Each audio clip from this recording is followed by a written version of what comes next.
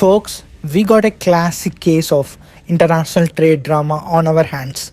Picture this: India, the land of spices and tech support, is now spicing things up in the steel industry. They have just launched an anti dumping investigation into Vietnamese steel imports. But here is a kicker: it's not really about Vietnam at all, it's about elephant in the room.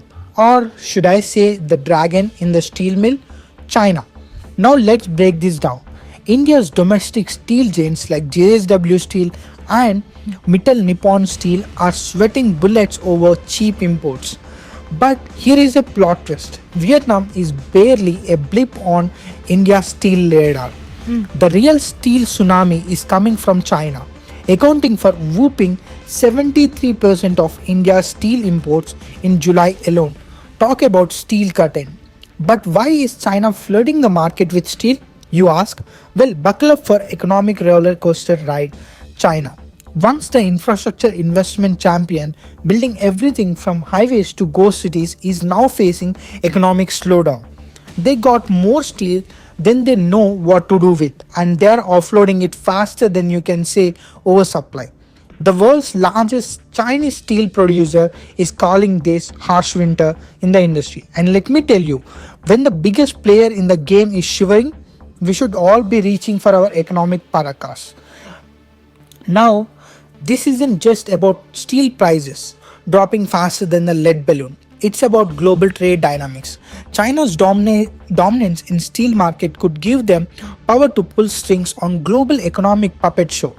Imagine if China decided to play hardball and cut off exports. It would be like game of economic Jenga, with countries scrambling to fill up the gaps. We are already seeing the ripple effects.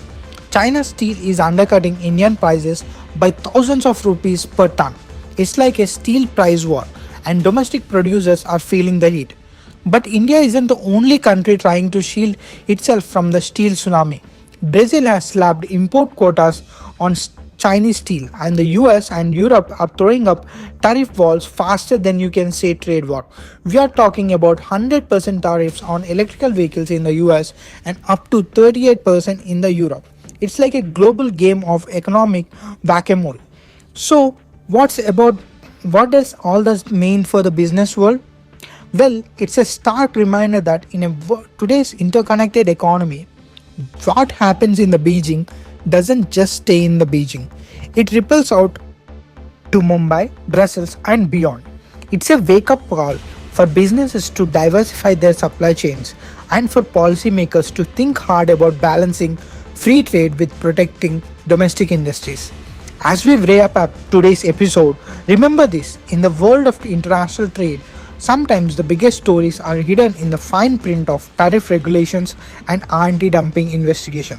So keep your eyes peeled off and your economic radar turned, because in the global steel saga, the plot is always thickening. Stay tuned for the next episode. We will dive into how much trade tensions are shaping the industries beyond steel. Until then, see you. Thank you very much for watching this video till the end.